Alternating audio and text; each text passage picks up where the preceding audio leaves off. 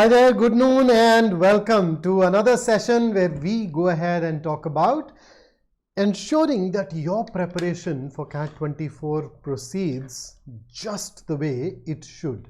So you remember I've taken a session where I talked about a detailed CAT 24 plan where we talked about each section and broke it down into syllabus. Then there was a session where we focused exclusively on VARC. Right? Then there was a section where we focused just on reading comprehension, and in fact if you look around you'll actually find a lot of sessions that focus on RC primarily because that's 1/4 of the entire exam. And today I plan to touch upon this another aspect of English, and that is grammar. So I welcome you to BYJU'S exam prep channel that is dedicated to your success as a B school aspirant. My name is Vikrant. I am your personal coach for all things related to English, communication skills and psychological aspects of preparation. You know, the mental processes required to become a champion. If you're new here, don't forget to subscribe to the channel. Subscribing also allows you to use the chat, right? Using that chat, of course, you can maintain this direct contact with me throughout the session. You can use the chat to ask me questions, talk about your concerns, and in general, make sure that the program, that the session goes on and becomes specific for you, customized for you, so that it goes ahead and talks about the kind of things that you wanted to talk about. Now, before I tell you about grammar, here is a quick information that I want to share. So every year we go through 3 All India open mock tests. Okay, so when you talk about this All India open mock test, it mimics the CAT exam. Not only that, it also helps you benchmark yourself against every other individual who's preparing for CAT 23. Now you are a CAT 24 aspirant. You may look at it and wonder, hey, why would I need it? But the truth is, it's always absolutely amazing to know exactly where you stand when you start your preparation. Remember all those weight loss advertisements that give you a before and an after picture? So writing this All India open mock is essentially before picture. So make sure that you register. You can register it at the home page of BYJU'S exam prep app itself.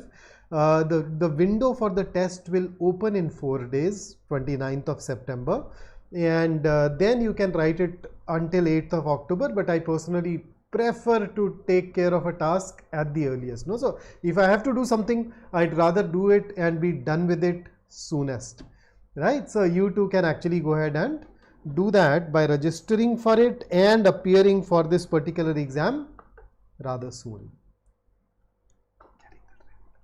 Okay, so now let's come back to grammar. So in my last couple of classes, in fact in the last class that we had together, I talked about the CAT exam, and one of the things that we saw was that CAT essentially has reading comprehension, and it happens to have 4 different paragraph based question types. There was no grammar, but here we are sitting together talking about grammar. So one very natural, obvious question is, should we even be talking about grammar? But before that, have a look at this. Are you serious about your preparation? Are you committed to getting into the best college? Are you trying to make it happen, or are you somebody who is trying to cut corners? Because if that's the kind of person you are, Michael Jordan is not going to be very happy with you. So with that light, let's go ahead and dive into this question. Should I really work on grammar for the CAT exam? Considering that there are no direct questions getting asked, should you? So use the chat window and tell me if we need to work on grammar. Prasanna, one of the many instances that shows, the answer here will be shows, because the subject is one. Should I simplify it for you? Every sentence has a subject and a predicate. Within the subject, the core part is a noun. In the subject side of the sentence, the noun that comes after a preposition is never a subject, is never the noun that the verb agrees with. I shouldn't say never, there are two exceptions, but in general, the noun that comes after the preposition is not the subject. Two exceptions. So, the subject here is one, and therefore, because the subject is one, you need to have a singular verb, and that is why you need to go ahead and use shows. But that apart, should we really work on grammar? Tell me, I'm just waiting for your messages.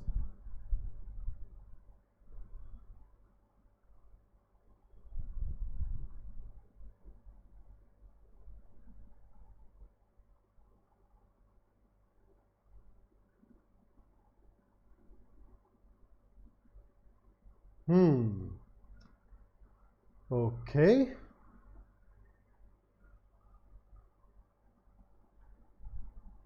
No idea, not very sure. Yes. Okay. So yes, we should work on grammar. A lot of people make this mistake of not starting their grammar prep, thinking that it is not a part of the CAT, but in reality, let me give you a few reasons for why grammar is important for us. Let me ask you a very generic but a very important question. What exactly is the foundation of a language? In this case, we are talking about English, right? So what is the foundation? Is the alphabet the foundation of a language? Or are the words that we create using the alphabet, using different letters of the alphabet, a foundation? Or are the sentences that we create are the foundation? So what is the foundation of a language? Alphabet, words, or sentences? Three choices.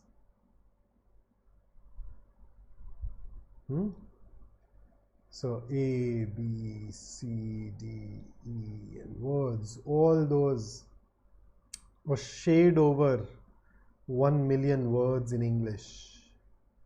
And using these 1 million words, there are these countless sentences that can be created. What is the foundation? Alphabet, words, sentences. Just write A, W, or S, and that suffices. Don't even bother typing the entire answer. What do you think?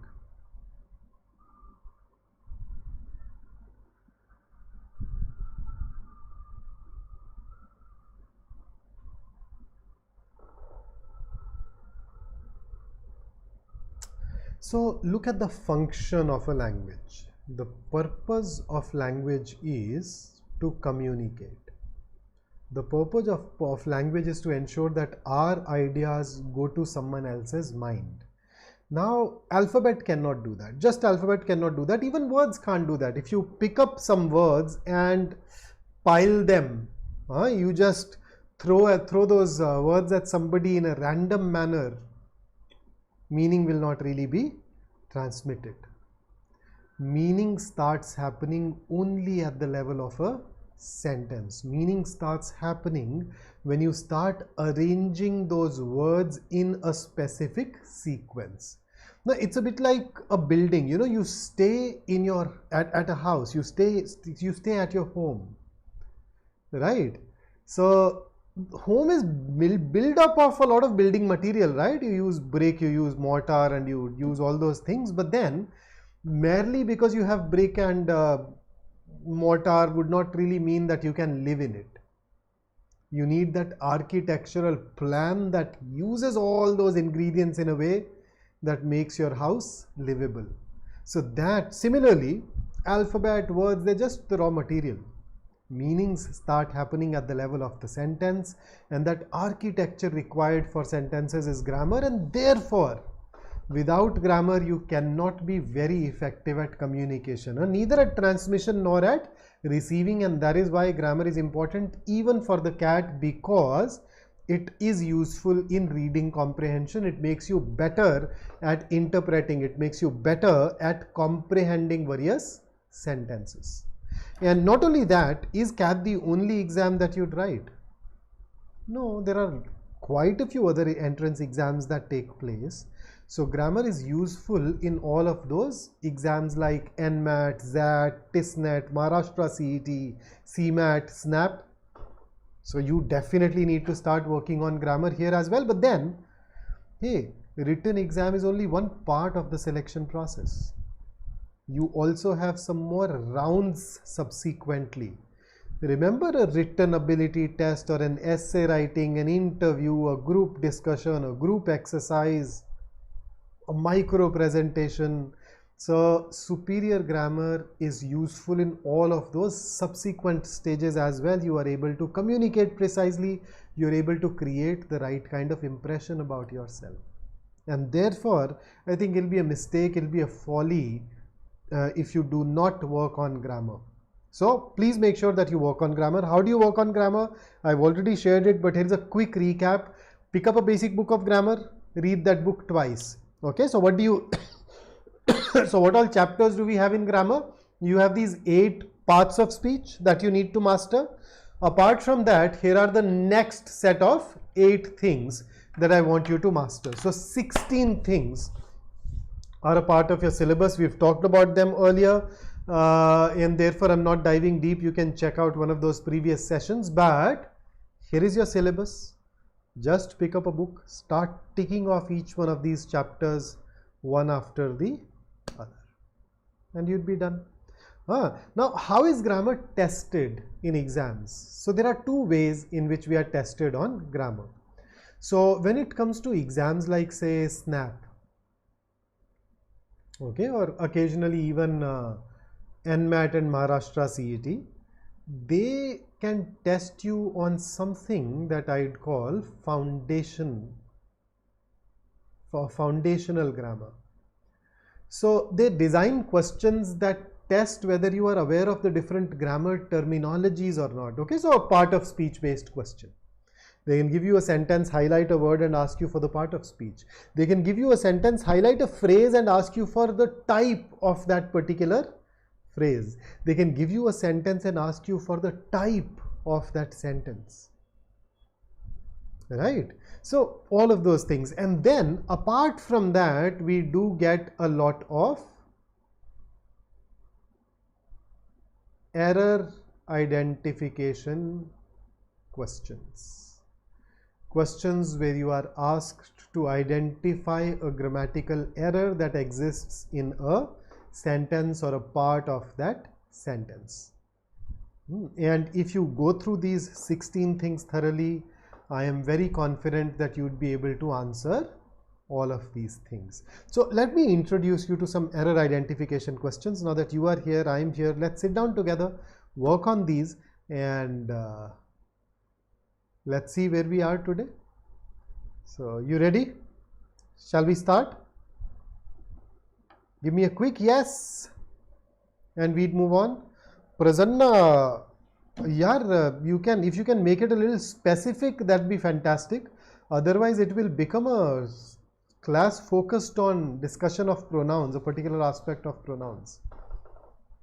Okay, but I can tell you, if you wish to know about the difference between that and which, then see, both of these are used as relative pronouns. So open a grammar book and go ahead and study relative pronouns. An additional concept that you need to go ahead and know is essential versus non-essential information in a sentence. So this information is generally given in the form of a phrase or a clause. So what's an essential phrase, non-essential phrase, essential clause, non-essential clause? If you know these 2 things, then you would be able to use that and which correctly. Okay, so given you some hint, go ahead, work on it. In case you're still not clear, you can always get in touch and we can talk about it. Okay, so here are some questions for you, starting with the first one. Ready? Here it is on your screen. So I'll give you the directions once. Every sentence is divided into 3 parts. So you notice this is part 1, part 2, part 3. Part 1 is called A, part 2 is called B, part 3 is called C. So one of these three parts may have a grammatical error. So if any of these three parts happens to have a grammatical error, mark the letter corresponding to that part as your answer. On the other hand, if you think that all the three are correct, there is no error here, then your answer should be option D, which is no error. Okay.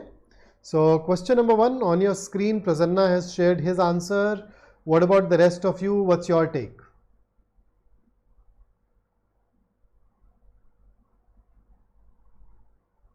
Oh, fabulous. Kaustubh has also shared his answer.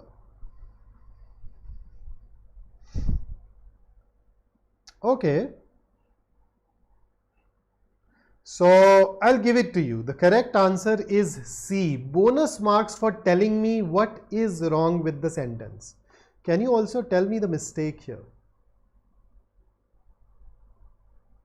So this question tests your understanding of something called pronoun antecedent agreement. Okay, pronoun antecedent agreement. So what this rule says is that a pronoun must agree with the noun that it replaces in terms of number, gender and case. So here the pronoun they is referring to anyone. Now the problem is that anyone is singular, and therefore we cannot use a plural noun like they to refer to it. So this has to go. Instead of they, we should use he, or you can also choose to write he or she. So if any one of you wants to secure the first position in this exam, he has, then of course instead of have we also need to has to work, and then instead of hardly, that's a wrong word, he has to work hard. Hardly means barely, just about sufficient, not even sufficient, right? So there were multiple things that we needed to fix. So part C should be he has to work hard. Hard will be the right adverb in the context of this particular sentence. So if you can identify all of these, kudos, hats off to you. If you missed out on one or more, that creates an opportunity for the examiner to fool you. Here is the next question on the screen. What's your take?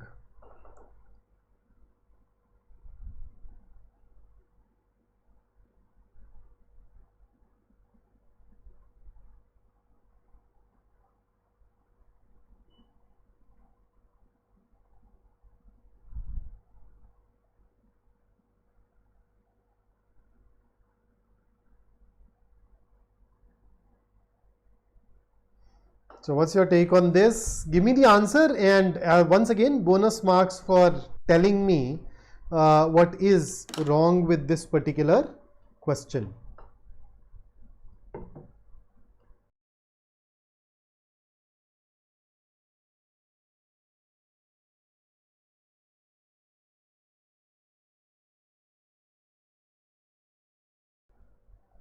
Okay, so Prasanna and Kaustubh both think it is B. And what's wrong here? This sentence happens to have a problem that is called misplaced modifier. Adjectives and adverbs where they are placed in a sentence has the ability to change the meaning entirely. For example, if I say she saw my new dress, right? So we need to insert the word only in this particular sentence. Where should I write it? Can I write only here? Only she saw my new dress. That's legit. That gives you one meaning. But then what if I insert only here? She only saw my new dress. So only she saw means she was the only person who saw. No one else has actually seen that dress. But she only saw my new dress tells you that she's only seen it. She did not wear it, touch it, use it, throw it, hide it. No, she just saw.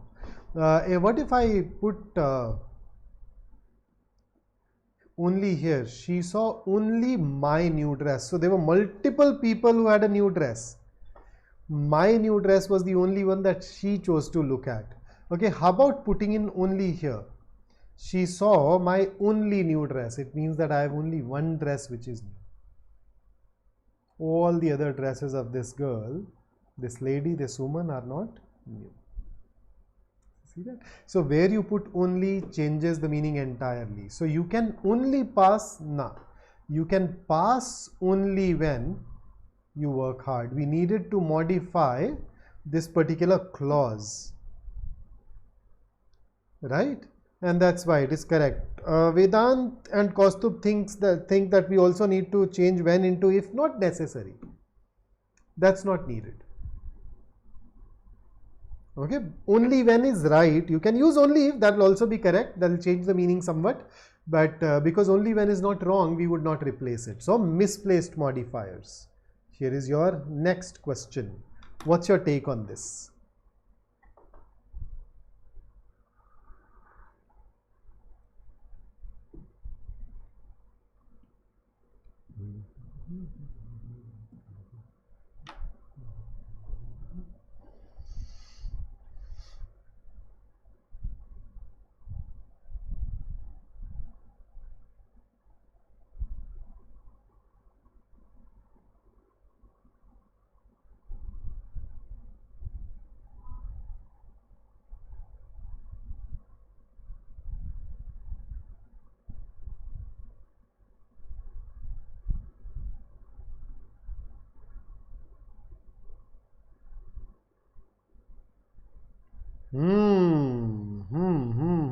Where are the others? Where is the answer, guys?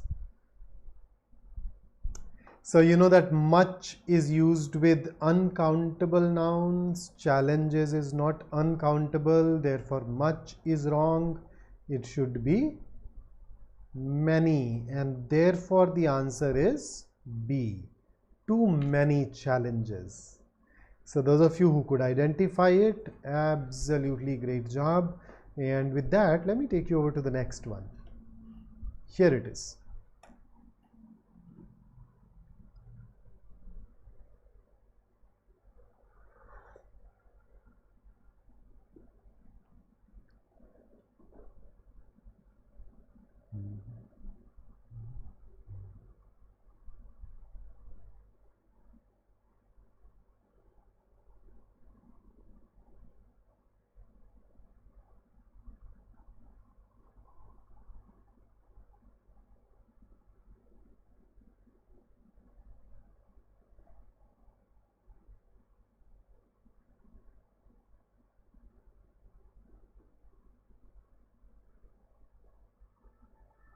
Sentence थोड़ा बड़ा होते ही confusion बढ़ने लग गई है.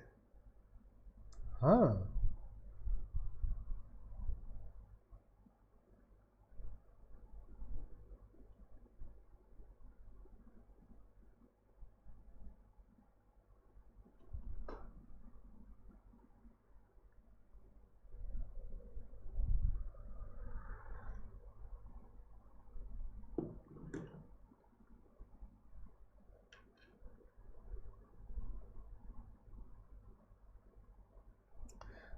Vedant says is all right. When we quote somebody, it is okay to use says as well as said.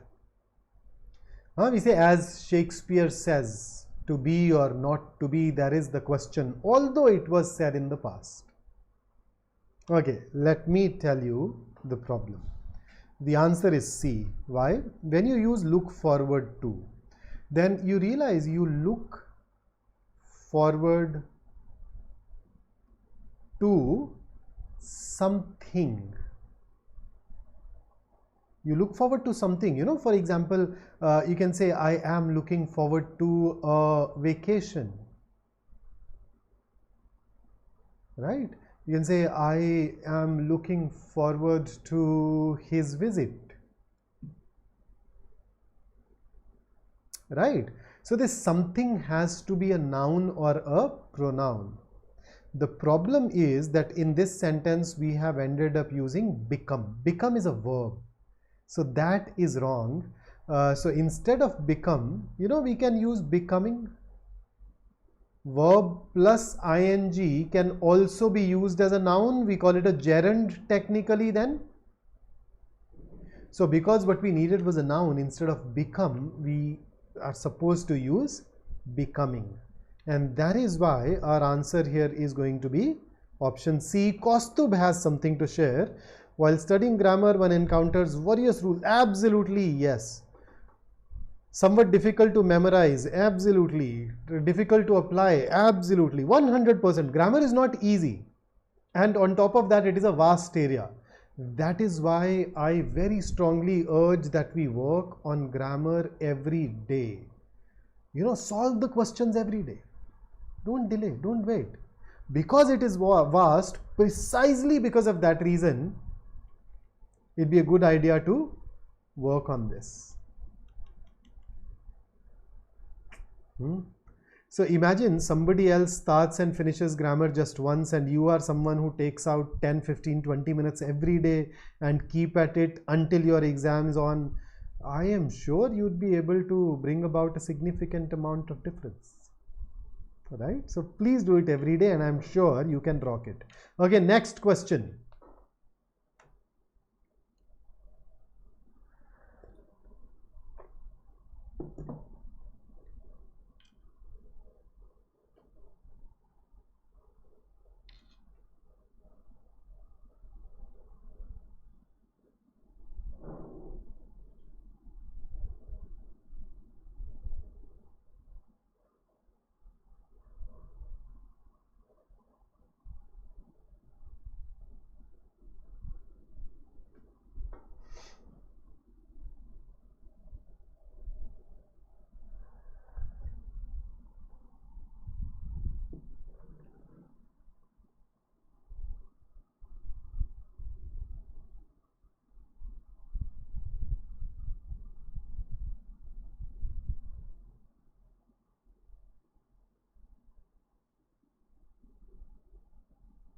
Okay, each one, no, everyone is also right.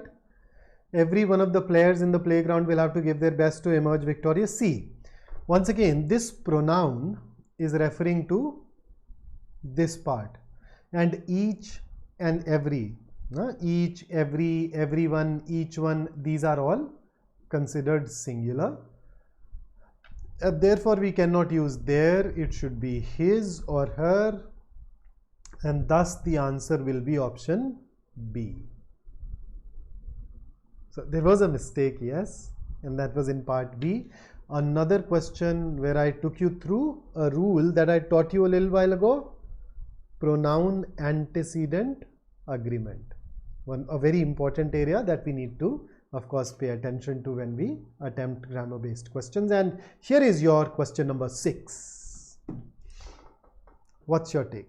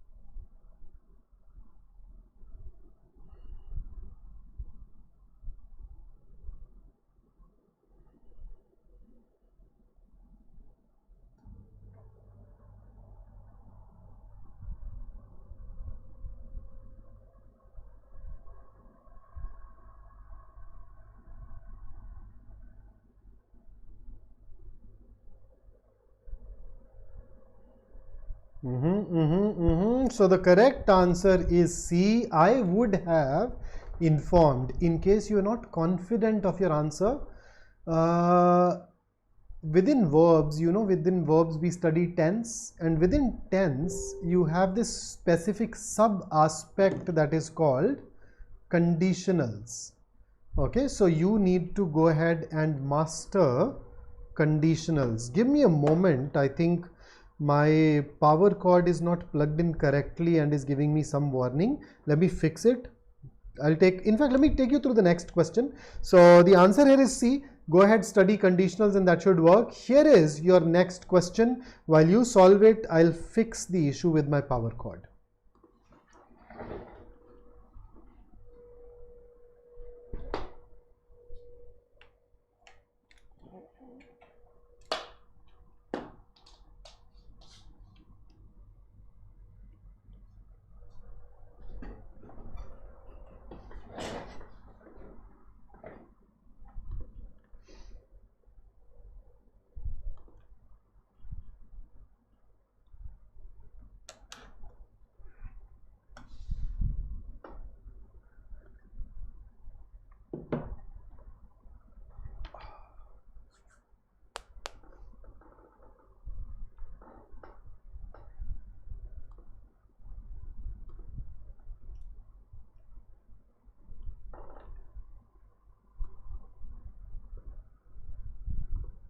So what's your take on this one?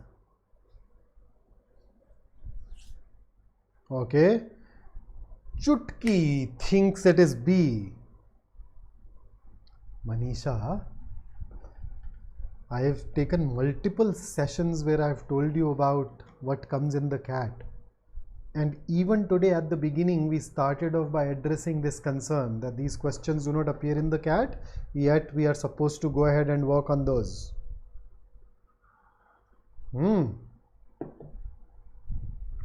Okay, so the correct answer is option B. You don't look to these performances, you look at the performances, remember? So this sentence ended up using the wrong preposition and therefore was incorrect. So the closer one looks to these performances, the more impressive the show. Looks at these performances, the more impressive the show becomes.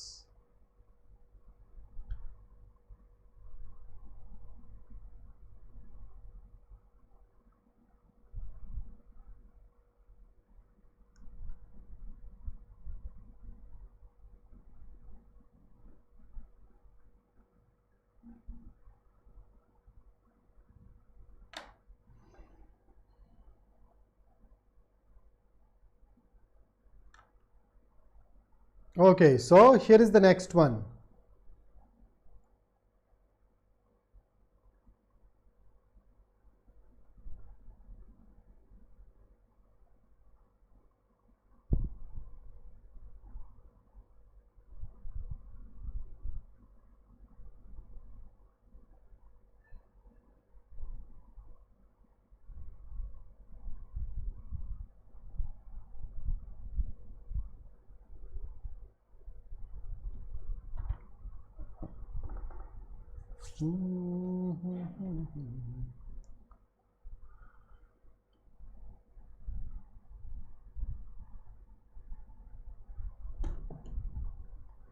Okay, absolutely. Yes, I think all of you are absolutely amazing. Yeah, it should be 100 rupee note and therefore the answer is C. Can you tell me why? Any idea why it should be rupee and not rupees? I mean, after all, I can look at you and say, hey, can you give me 100 rupees? Can you give me 100 rupees?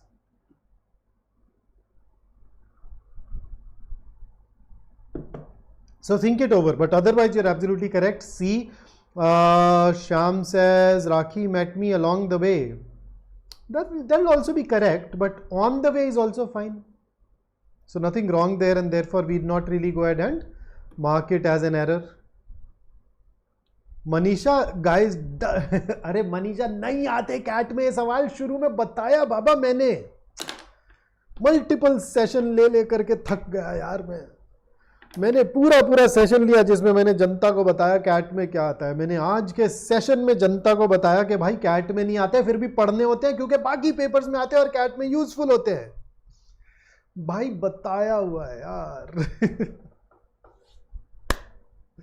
Okay, अरे नहीं Shyam, the reason is not one note, the reason is something else. So think it over.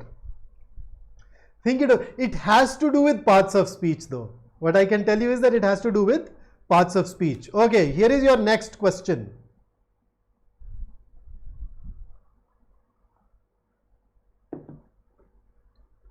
If you get this particular question right, extra love, extra marks for you.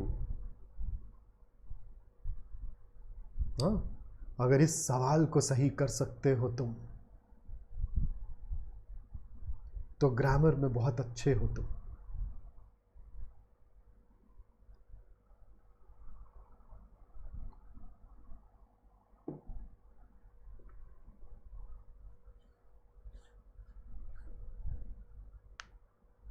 अरे believer एक दफे इस सवाल के बाद answer देता हूं यार. I missed out on your question. हाँ, थोड़ा सा बस दे दे. होलियर देन दाओ. वेदांत कुछ सवाल भी तो पूरा बता. होलियर देन दाओ खाली लिख के छोड़ दिया भाई. Prasanna, his or her is not necessary. Going by traditional English, we use different forms of he to refer to everyone. So if the sentence says his, it's not wrong. You know, day-to-day life, you can probably add his or her, only her, etc. But we not call it an error. Now tell me something. Nobler. You remember nobler? This is an adjective.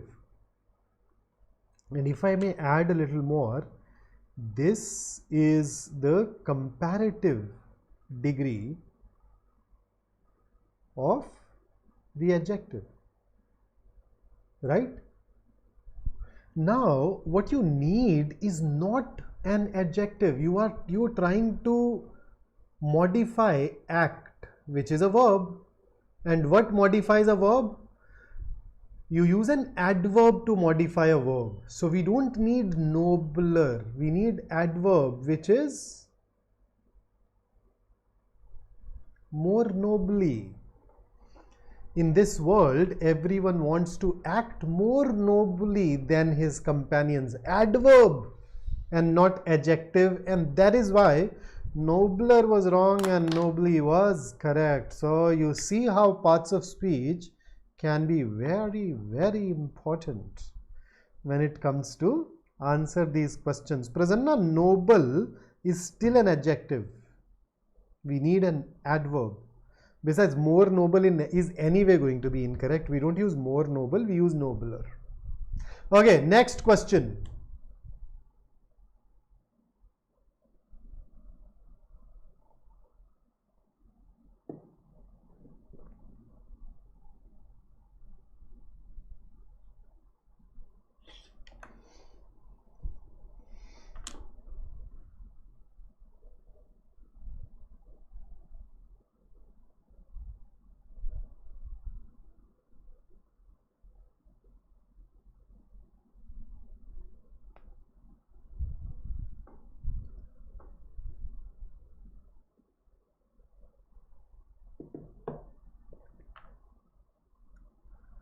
Okay, so what is wrong with B? Ben, Chutki, what's wrong with B?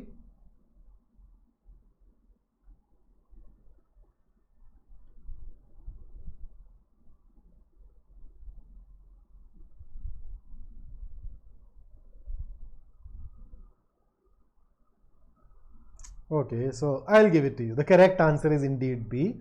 You notice that when we start our sentence with expressions like negative expressions, expressions like hardly, seldom, rarely, never, the way you see here. So when you start your sentence with these expressions, we use inverted structure. In an inverted structure, the verb comes before the subject. Hardly had I entered the room when I noticed the dead body and the blood splattered around in the room. थोड़ा dark हो गया, but I think you get the idea. So इधर अपने को क्या करना था? Never in the history of India has, let's invert the structure, has should be here. Has there been, and then when you have one as, where is the other as?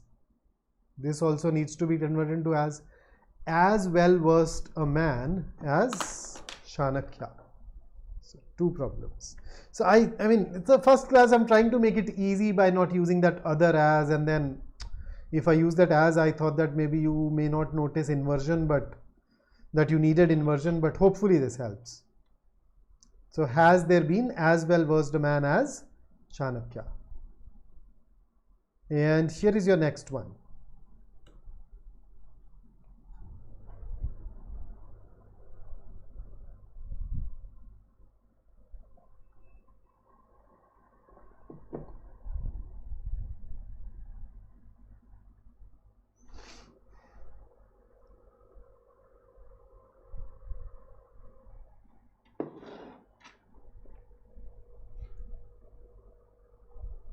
So what's your take on this?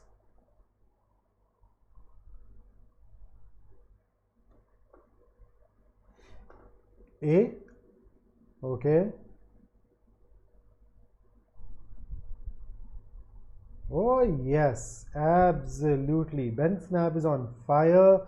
The answer is A. Instead of very, we need 2. So see, basically very is used for something which is positive, 2 is used for something which is negative. And here, because it is so hot that it is uncomfortable, it's a negative idea, we'd use 2. Very is used for things which are positive. So you say it is very pleasant to play football with you, right? So that kind of an idea, yes. So A it is, and here is your next question.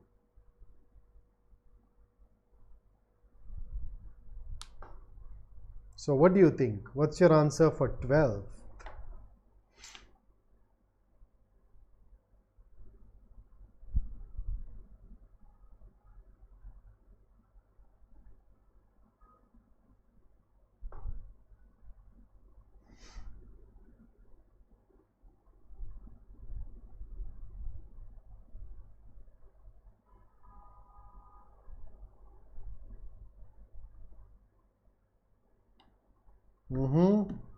I think this should be an easy question for quite a few of us.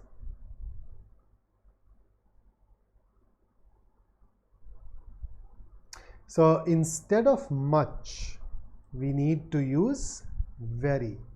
English is very difficult or quite difficult, but history is very easy. Why?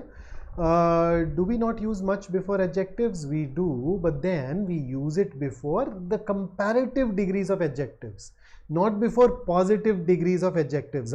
So we'd say very good, but we say much better.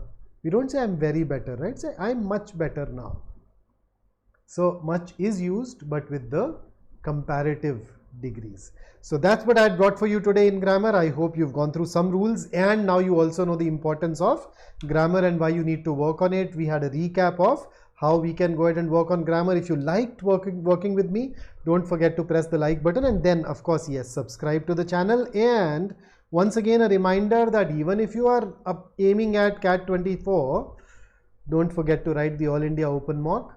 Remember, before and after, it's always better to know where we stand today. Okay. Additionally, we have our new batches available for CAT 24, although this says 23. We have already launched 2 batches, and more are on the way. So new batches are available. Very comprehensive program. Don't take my word for it.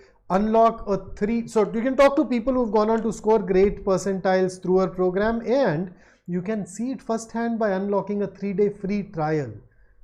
In those 3 days, you'd have a fair idea of how we teach and what all things are available to you, and that should help you take a call, right? Moreover, we actually keep on conducting a scholarship tests. So you missed out on the last one, but then wait, remain patient for another 2-3 weeks, and we'll try to schedule one for you as well. Okay, and I see that some of you are preparing for CAT 23. We are starting an NMAT crash course as well. So if you want extra help on the kind of things that come in NMAT, you know, grammar, vocab, CR, and these new types of reasoning based questions, 26th onwards, join us there. And that's it from me today. Until I see you next, stay safe, stay focused, stay in touch. But before I go, I need to answer Belieber's question, VA first or RC first. There is no standard way out. There is no standard answer. It depends on your strengths.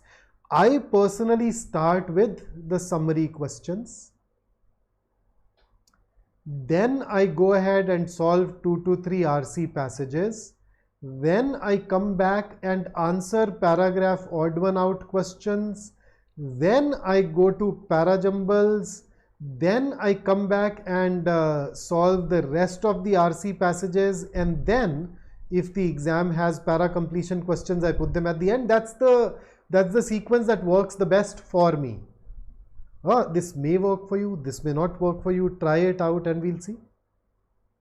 Okay. Overall, what is important to do for the SNAP exam? Yeah, 15 questions, all grammar and vocabulary, no RC. So you know what is important. Grammar, vocab, maybe a bit of para-jumbles. So focus on those things, okay? So that's it from me today. Until I see you next, stay safe, stay focused, stay in touch, keep rocking, keep working hard, keep attending these sessions. Have a great day ahead and a fabulous week too. See you soon.